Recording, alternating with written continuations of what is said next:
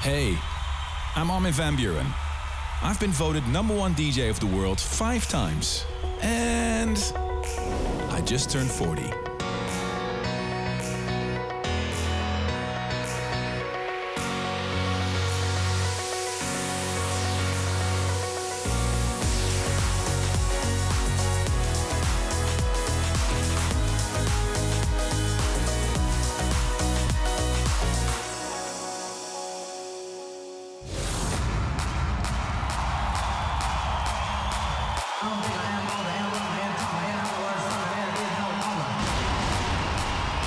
You see what happens here?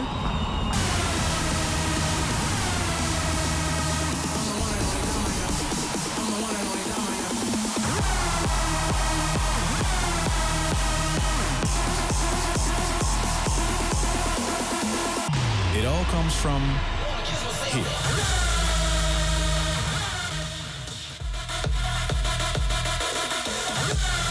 These days, you can't be a DJ without producing your own tracks.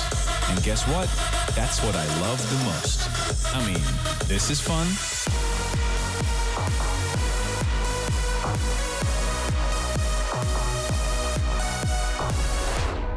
But being surrounded by all my musical toys and just playing, not minding what my hair looks like, throwing on my sweatpants, oceans of coffee, and ultimately just create.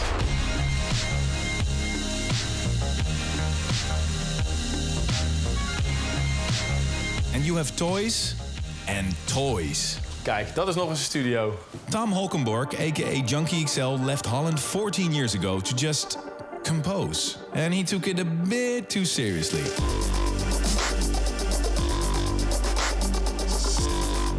Man, for me, this is heaven.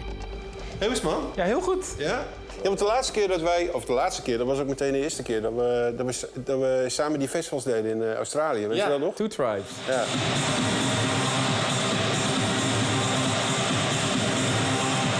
In 2002 was dat, eind 2002. En daarna ben ik verhuisd hier naartoe. Ja.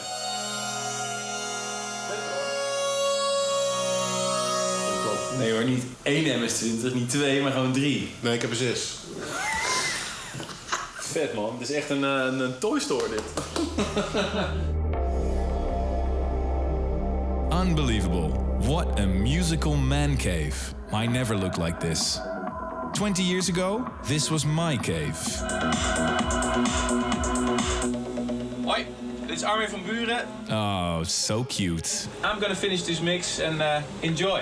Back then, my music sounded like this.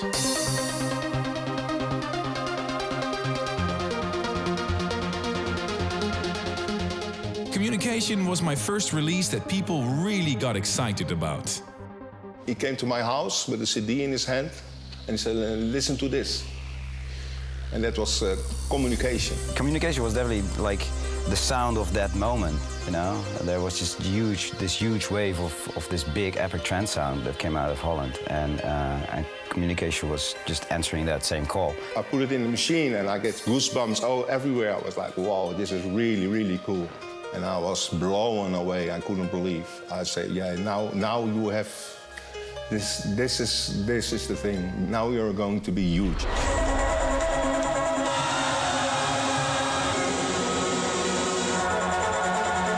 This was really going well. I entered a world which I couldn't have imagined. I didn't belong there, but still, there I was.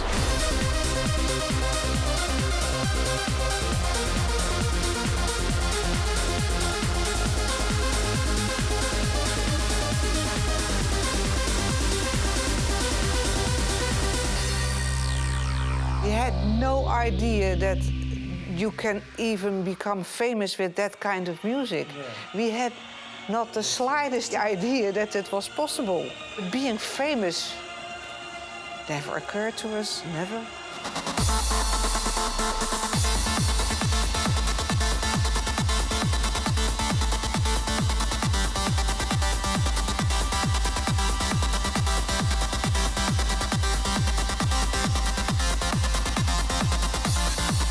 I was just thinking as a regular guy making music, and I didn't expect it at all that he would be so famous. Besides working with Cyber Records, I teamed up with United Recordings. So I met Armin when I was still at Outland Records. And then when I started United, he sort of came with me. I think he was an amazing producer straight away, because I'm not a big fan of trance music at all, but Blue Fear I understand. Armin took off, and with Armin the label took off. I created my very first solo album called 76, named after the year I was born. And yep, I'm a nerd, so the album was exactly 76 minutes, the maximum length a CD could be. Burnt with Desire was on there. And then came a lot of other songs too.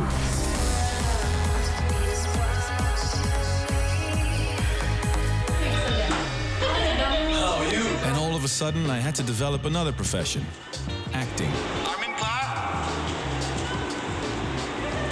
I guess that'll never be my favorite. But it looked pretty cool in the video.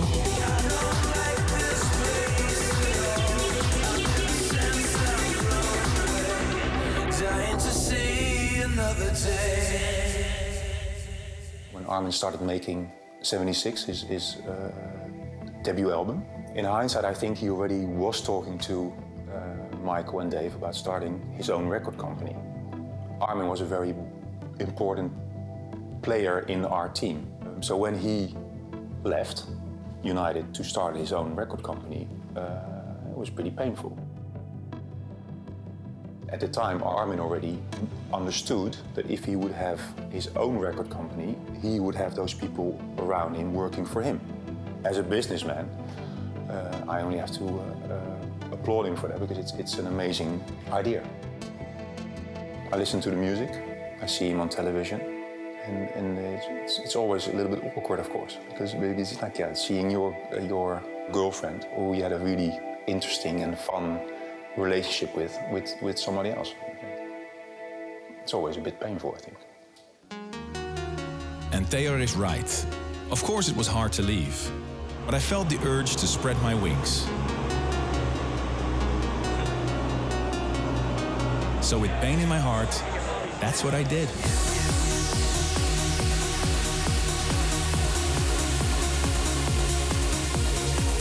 Electronic dance music was not taken seriously by the major labels. There was a guy who thought there must be a better way. Dance music is typically a sound which fits an independent company. You know, it's fast, you need to be flexible, and all those things are not really the case at a major company. And then one day, Armin asked me to join him on a trip, and this is where we discussed like the possibility of working together and set up a company, which is now called Armada.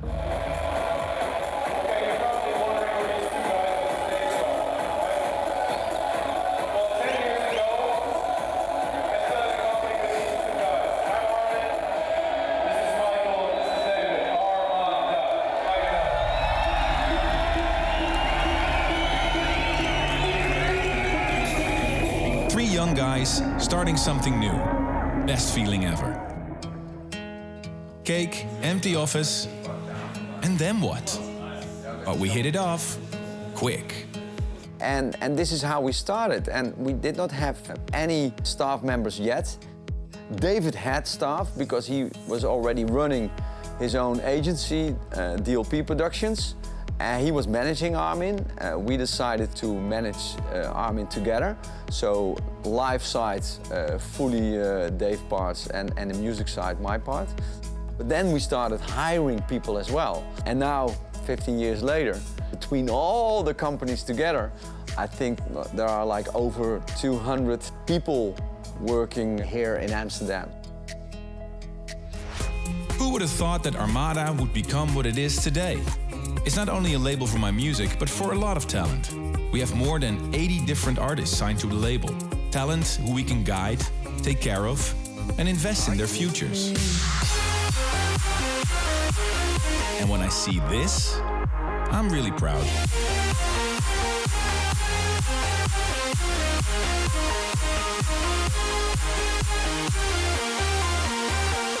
Well, the way I feel about Armada is they're family. I've been here for 11 years now, and I know so many other people here. Maykel has always been so supportive of me. He's always taking me in. And they believed in me when nobody else did.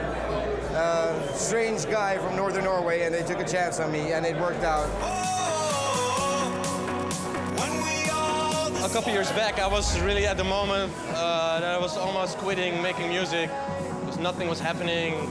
DJs weren't playing it, and yeah, all of a sudden Armin played a record of mine in Mexico, and my Twitter timeline blew up like, "That's a Roach record, it's the first record of the show," and yeah, that was like a life-changing moment for me. That I finally got like recognition that a big DJ is playing my records, you know, and that motivated me to continue. It reminds me of the time I tried to get my foot in the door. A time when things were constantly growing. And with Armada, we wanted one thing specifically. The holy grail for any DJ. It was 2007. I remember being at the airport on my way to China. And I got a call from David Lewis. He said we were it. I was it. I was voted the #1 DJ in the world. How could I, this nerdy kid, a technology geek from some suburb in the Netherlands, become the #1 DJ in the world? Ja, hij is wereldkampioen, zo mag je dat zeggen, als je door het Britse magazine DJ wordt uitgeroepen tot de 's werelds beste DJ, Armin van Buuren. Van harte gefeliciteerd, man. Dankjewel. In alle kranten, in alle journaals, je hebt het gehaald. Het is een belangrijke prijs. Schets ons even wat dit betekent. Nou, het is een beetje te vergelijken denk ik, met de Oscars. Zoiets als voor filmmakers of een gouden medaille op de Olympische Spelen. Dit is het hoogst haalbare. There was like an acceleration on his career, and that basically means that for me there was like an acceleration on all the opportunities popping in. Welcome to BBC News. In tonight's stories, we're going to go back to London and see an award ceremony for one of the biggest idiots on the planet. It's Armin van Buuren. It's going to be. Well, see for yourself. A lot of our viewers won't quite know about, you know, the kind of dance DJ live and, you know, how big you are and all that kind of stuff. So it's nice to... Well, it's a worldwide thing. It's been, the voting comes from 167 countries around the world, 350,000. You tell me that? 350,000 people. Being #1 was very important for Armin. It was something he had to achieve somehow. In the beginning, when he had the #1 status, it changed some things, yeah, because there was even more pressure. When people expect the #1 DJ in the world, they even have higher expectations, and that's what he felt tremendously.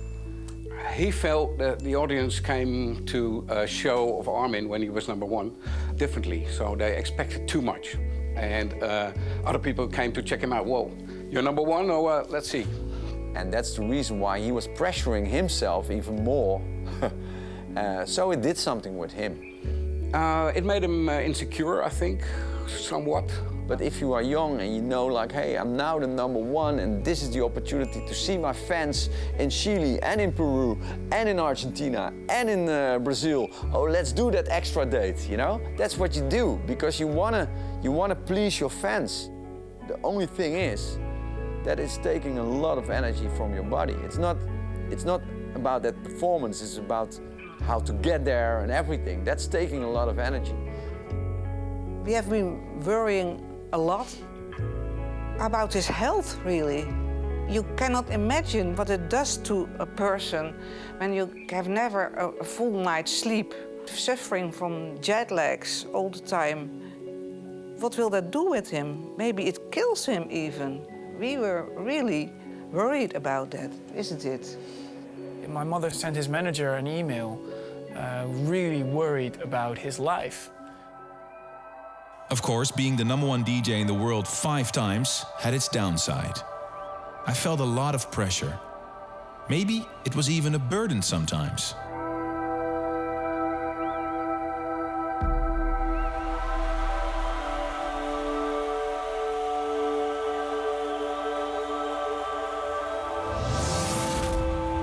But still, this award meant so much to me. At a certain moment, I almost got used to the feeling. Since I won it the first time DJ magazine, it's gotten bigger and bigger and bigger and more important and bigger and more important. Het zou toch gek zijn als het Guetta niet is? Kom op. Nee, het is Guetta. Go Guetta. Ben ik er 2? Nou, dan gaan we, schat. Met Armin. Hey, it's Ben. Hallo. Armin? Hey, speaking. Hi, it's Ben Murphy from DJ Magazine. How you doing, Armin? Very good, how are you? Yeah, I'm good, thanks. I'm very good. Yeah, Cool. I'm calling you about the top 100 DJs, 2011. Yes. And I want to let you know that it's been a very close-run competition this year, in particular. But I want to offer my commiserations that this year you've not actually come to the top spot, but you've come second this time. Second, okay. But big congratulations, obviously, on reaching that. Well, thank you. Spot, and also for winning for the last 4 years, which has been, you know, amazing. I know. Unprecedented, really. I know, and I'm really thrilled about that. So, you know, thank you very much for the call, and I'll see you soon. Well, thanks a lot, Armin. No worries, cheers, take care. Goodbye. Bye. Nou, nummer 2. Nou, gefeliciteerd. Toch? Zat er Goed, dik man. in. Ja, dat wist je toch. Zat er dik in. Je wist het Nou ja. gewoon. En hij verdient het ook. Dus nummer 2, man. Top. Nummer 2. Echt goed. Het was een close call. Hij kwam nog natuurlijk niet bevestigen dat het Guetta was. Ja, het is 1 Guetta. 2 ik. Ja. Nou, top Dus- toch? Ja, Guetta verdient het wel echt. Ja. Ja. Weer een jaar in de top 3, schat. Weer een jaar in de top 3. Nummer 2. Nou ja, dat is niet slecht. Nee. Cool. Nee. Nou, top. Yes. That was 5 years ago. The first year, it wasn't me. And of course it was awkward. I was it, and then I wasn't. And 5 years later, still standing there. Congratulations, Mr. Armin van Buuren. Being number 4. Well, still a nice spot. And seeing the younger generation taking their chance has something nice to it. Martin Garrix.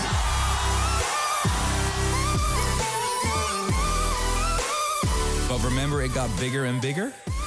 Yeah, in the 5 years in between, it did get bigger.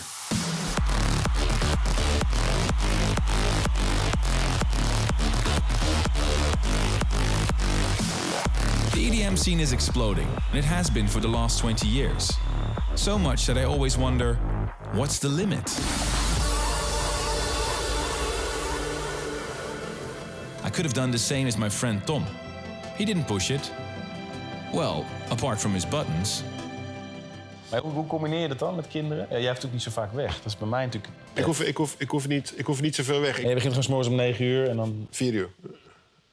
's morgens om 4 uur begint. Ja, en dan van 4 tot 7, half 8. En dan even ontbijten met gezin. En dan vrouw en kind gaan naar school, 7:15. En dan maak ik een run tot 6 uur 's avonds. En dan weer even wat tijd met de familie. En dan eventueel daarna nog een klein beetje. Of een glaasje wijn en lekker horizontaal. A lifestyle that I can't imagine. But I do dream of sometimes.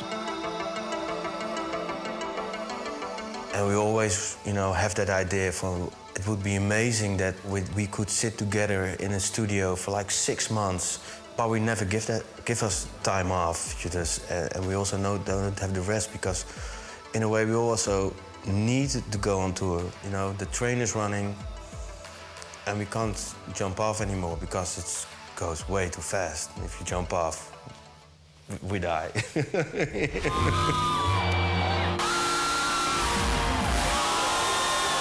Of course we can't jump off. First and foremost for the ones who make it all possible. His music is not from this world. It's like in the moment you start to listen, it changes your life. It's very special for me. These people mean the world to me. And apparently, I mean the world to them. I've seen fans coming to every show, no matter where it was in the world. Maybe you're moody or you haven't slept yet, and there you're walking out of a plane and there they are, 500 fans at the airport. What you gonna do? Some artists just walk away. He can't. That's also the type of guy he is, so he will stand there sign off, autographs, everything, pictures. I don't know how he does it, but when he gets off a plane and there are fans waiting and everything, it's like a big smile, and he pays a lot of attention to all the fans. But I can see it sometimes in his eyes that he's tired and he just wants to go, and he not always want that attention.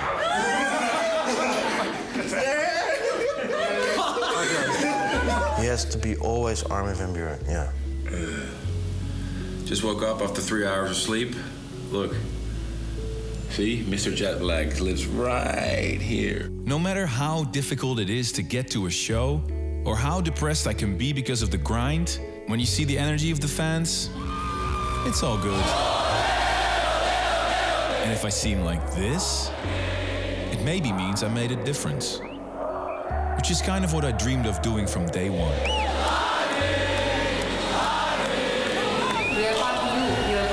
That's amazing. Each fan is one, and they're extremely important to me.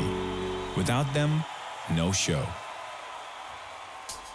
And there's a show coming up this weekend, the biggest I've ever done. And we're preparing like maniacs, but like I said before, time is really not on our side. There's a clock on one side and a huge arena on the other. And I'm in between. So much to do in so little time. Half a year ago, it seemed like a good idea to make a special anthem for this show. A song only composed for this one important event. And now I'm sweating it out together with my buddy Benno, who I produced together with a lot. And we're working our asses off. Or at least, we should. We hadden gisteren die steentjes van lekker, joh, van de Green Egg. Maar die worden we uitgenodigd? Zo, nou ja, die gaan we sowieso weer. Maar dit waren hele simpele kippensaté, maar die waren licht gemarineerd in kruiden. Zo. Ja, we hadden dus 4 met rub gedaan en 4 zonder. Nou, met rub, die was lekker. Zonder rub ook, maar dat is gewoon wat neutralere smaak. Okay. Maar waar heb je die rub dan vandaan nu? Dat is van die Let's Q. Die kan je gewoon kopen. Die rub is echt lekker. Oh. Ja, was echt. Ik had er zin in nog meer, maar ja. Even kijken, midbaslijn. Dat staat hier. Die had je al gedaan, toch? Wat? Dit is een test. Ja. Even kijken. Hier dan dus. Oh ja. Ultra, put your hands up! This is a new sound! It's called my sequencer. Fuck! Zullen we even opnieuw laden dan? Yeah, this is what you don't see when you listen to a new track. The endless amounts of opening, closing, saving, reopening, saving, editing, going back, opening again of every single track. Really, we're working on it. This weekend. Loads of work to do. But I can't wait. Tomorrow in Mr. Perfect, I'll tell you something about my real boss. Armin always said yes. When you're looking at Armin, you're looking at Erica. And she was the first one who started saying no. About working too hard. He fell asleep on his plate. He fell asleep during the dinner, he fell like this. And missing home.